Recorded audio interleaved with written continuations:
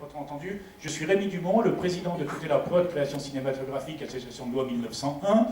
Nous avons fait de nombreux films, un long de 1h50, des courts, des reportages.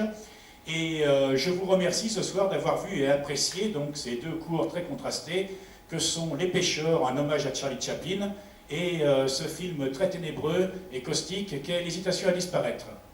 Maintenant, je vous écoute, maître. D'accord. Alors, pour le premier film, y a-t-il des questions d'abord? Pour le premier film, Les Pêcheurs, alors moi je vais commencer. Je trouvais que c'était un hommage plutôt à Buster Keaton. Oui, c'est un fait. Sur le plan technique, c'est un hommage à Charlie Chaplin. D'accord. C'est-à-dire que bon, et c'est plus porteur de mettre sur notre site que c'est un hommage à Charlie Chaplin, parce que le niveau de culture étant ce qu'il est, hein, tout le monde connaît Charlie Chaplin. On dit tiens, c'est un film muet, on va voir ça. Voilà. Dans l'histoire, je trouve que c'est toi l'enfoiré en fait. Parce que t'as deux gars qui arrivent, et toi tu veux garder le poisson pour toi. Ah mais moi je suis une ordure, moi je suis hanté par ce prototype d'individu qu'on croise dans notre société actuelle. Quand on vient, bonjour monsieur, est-ce que vous avez l'heure là?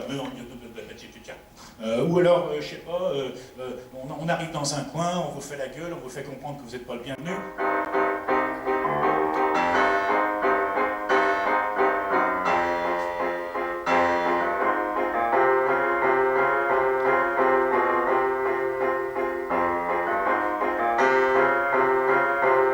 Ça arrive, ce genre de situation. Hein. Et pour moi, c'est vraiment indisposant dans une société qui est ouverte, qu'on veut voir aller de l'avant, où on veut de la communication, on veut des rapports humains. Et bien, il y a toujours cette bande d'abrutis qui sont là pour tout pourrir, quoi. En fait, c'est le symbole de l'esprit de pourrissement. Là, c'est à petit niveau, ça peut monter jusqu'à des grands niveaux, dans les sphères gouvernementales, par exemple, des choses comme ça. C'est le même état d'esprit qu'il y a, quoi, en fait. Et cet état d'esprit, je voulais l'incarner à travers ce cours d'une manière comique, voilà, dérisoire. Il y a aussi dans ce cours, c'est que maintenant, depuis qu'on a su qu'il y a de la pollution dans le Rhône, on pêche toujours, mais on mange plus de poissons. Et je trouve qu'aussi, tu parles d'un film ancien, mais la pêche aussi, c'est une activité qui est ancienne maintenant. Dans la tradition, parce que ça apprend aussi la patience. C'est une activité ancienne, et effectivement, ton allusion à la pollution, bon, ben, elle est bien marquée avec l'idée des gars là, qui pêchent des chaussures.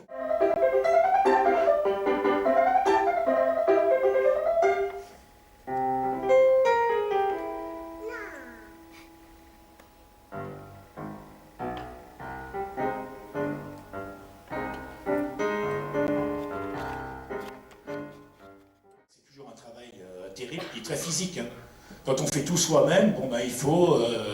J'ai eu l'occasion de reconstituer un commissariat de police, alors c'était dans une entreprise, les affiches au ministère de l'Intérieur, moi je déménageais les meubles à 5h du mat pour préparer le truc, après il y avait le réalisateur qui arrivait. Alors je ne suis pas le réalisateur de ces films, mais il m'a délégué, donc Eric m'a délégué parce que je suis l'acteur principal, et au sein de Tout est la prod, on est deux à tout faire en gros, quoi. Même si on a par moments des équipes assez importantes, pas dans ces deux films, mais dans d'autres, il y a vraiment des grandes équipes de techniciens, d'acteurs et de toutes catégories. C'est nous qui faisons tout au niveau communication et au niveau gestion artistique. Plus mon implication de scénariste et également de réalisateur dans un ou deux films. Voilà. Et à côté d'écrivain de poésie et de théâtre. Voilà. Donc, en plus du boulot quotidien, parce que la retraite, c'est l'année prochaine. Donc, voilà.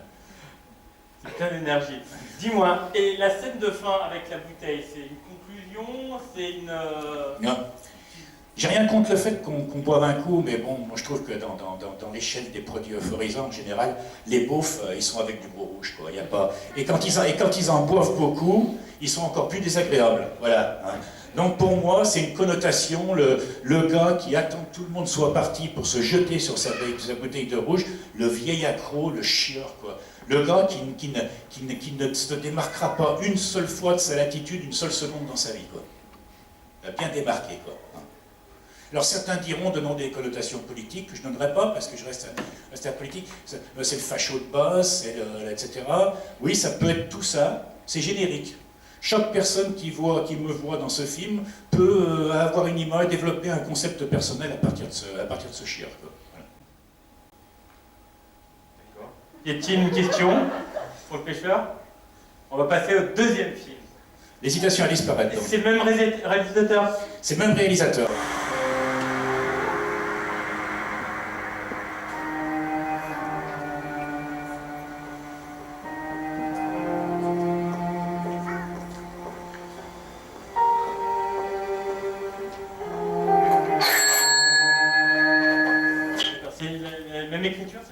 si Le scénario, je suis scénariste, on est co-scénariste. D'accord. On travaille on travaille le scénario de manière tout à fait professionnelle, parce que derrière, on applique le corps de métier professionnel. Ça veut dire que le scénario, c'est une écriture très rigoureuse, ça n'a rien à voir avec la poésie ou le théâtre que je pratique. Le scénario, c'est bien normé, en fait, l'écriture du scénario. Donc ça prend beaucoup de temps avant de démarrer.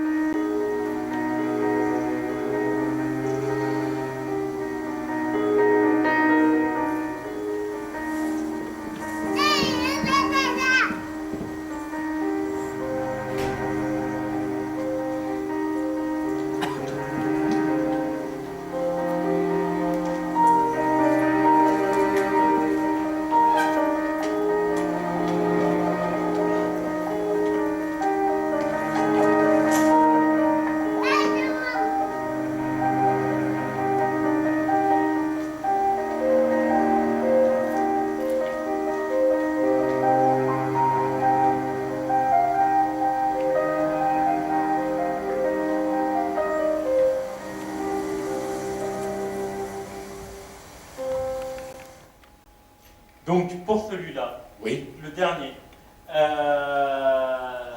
c'est un sujet qui est super intéressant. Ça me fait penser en fait à, il y a quelques années en arrière, on faisait des films d'école, et il y a eu une idée comme ça qui était sortie sur quelqu'un qui était pas bien, qui voulait se suicider, et se suicide, passe mal, et tue les autres. Et ce film, il était très bien dans la thématique.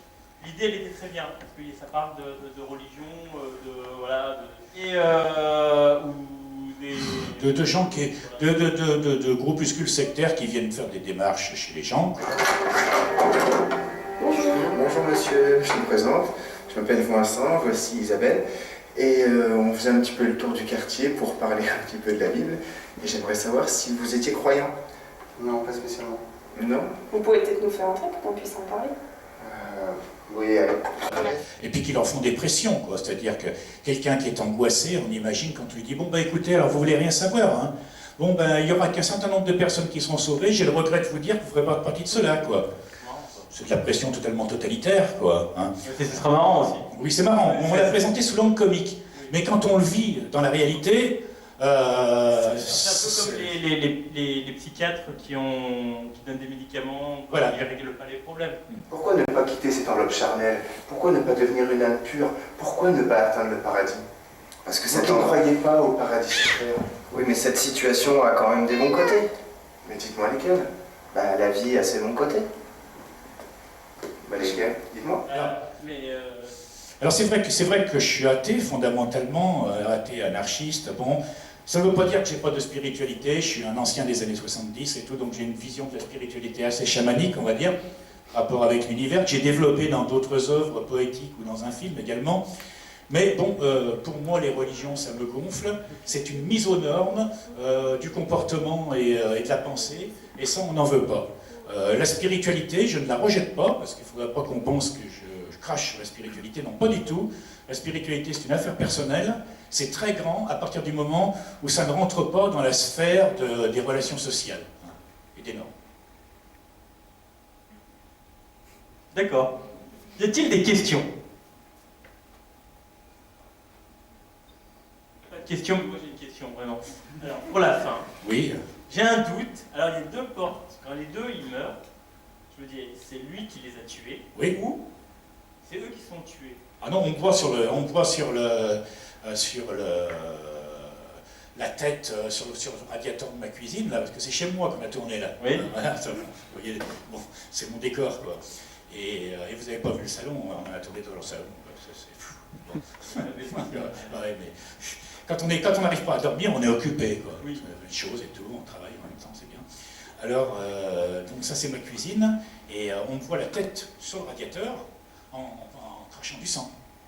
Ouais. C'est-à-dire que pour trouver la force de les tuer, eh ben, je les tue d'abord, on suppose, et après j'ai plus le choix, je me donne la mort aussi. Et ce processus, on l'a retrouvé dans de nombreuses sectes religieuses qui étaient complètement arrivées au bout du rouleau de leur schizophrénie, de leur délire, de leur descente. Il y en a un qui en tue un, et puis après ils y passent tous. Mais ça peut être aussi l'inverse, c'est-à-dire que eux, le gourou il se meurt et eux ils se tuent. Après, Voilà. Mais on me voit, je sais pas si tu as vu, on me voit la tête j'ai crachant pas, le j'ai sang. pas- j'ai pas fait gaffe à cette. Le plan est assez court, mais je te l'accorde, mais parce qu'on a dû le faire en lumière artificielle, donc il fallait pas qu'il soit trop long, c'était assez complexe. Hein. Et puis le réalisateur était, ce jour-là on avait un tempo, les gens ils n'arrivent pas toujours à l'heure, alors des fois il faut se rattraper dans les angles, hein, c'est pas évident. Donc là on avait terminé un peu tard et on avait relégué ce plan à la fin du tournage. Hein. Donc il est assez court, mais on me voit très nettement la tête contre le radiateur et je crache le sang, puis on voit le flingue posé à terre. Quoi. Et la fin avec la femme. C'est-à-dire, elle voit que c'est. Toi, t'as le regard vitreux. Genre, Oui, j'arrive au pas. T'es insensible à ce qu'elle te dit. Oui, C'est pas un paradis, t'es un enfer. Parce que tu parles de oui, ce que t'as pas fait. Pour moi, personnellement, là je vais parler personnellement, bon, je ne crois pas à un paradis. L'enfer, c'est celui qu'on se crée. Après, si Le paradis aussi sur Terre, on peut se le faire aussi. on peut se le faire aussi à petite échelle, mais ce que je veux dire, c'est que voilà, on fait ce qu'on peut à notre petit niveau.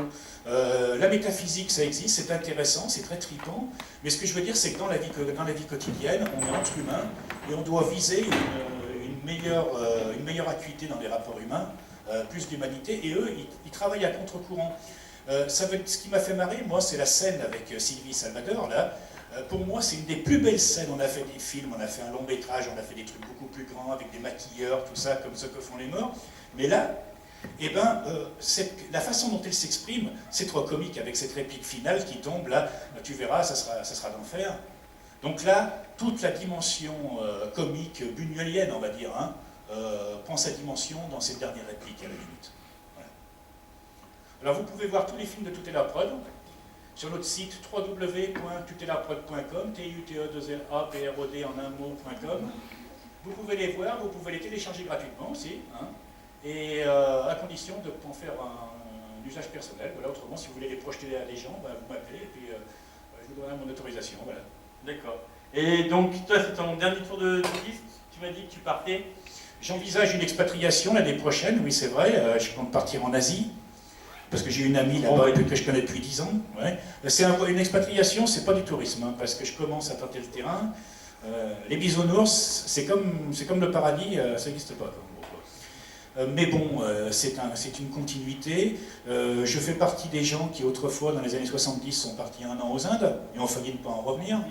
Mais voilà, ça m'a donné beaucoup d'inspiration, et puis ça m'a bien endurci, j'ai envie de dire. Hein, pour continuer la route. Alors je ne dis pas que c'est forcément mon dernier tour de piste, je reviendrai en France, qu'est-ce que je ferai, je verrai, je ne sais pas. Mais là, je voulais porter un petit peu toutes ces projections avant mon départ, qui est prévu pour le courant d'année 2016. Voilà. Et je vous remercie d'ailleurs, je vous remercie infiniment de m'avoir accueilli dans votre soirée VHS, où il y a 2-3 ans dernièrement, donc un jeune réalisateur qui s'était produit, dont j'avais produit les films, s'était produit également ici, avec Le Refuge, Lucas Charbonnel. Voilà. Donc, à la limite, c'est le concept de soirée qui me séduit le plus pour faire des projections, voilà, par rapport à ce que j'ai pu faire à côté. Tu vas nous donner un dernier film avant de partir. On va essayer. D'accord. Bah, à la prochaine alors. Merci.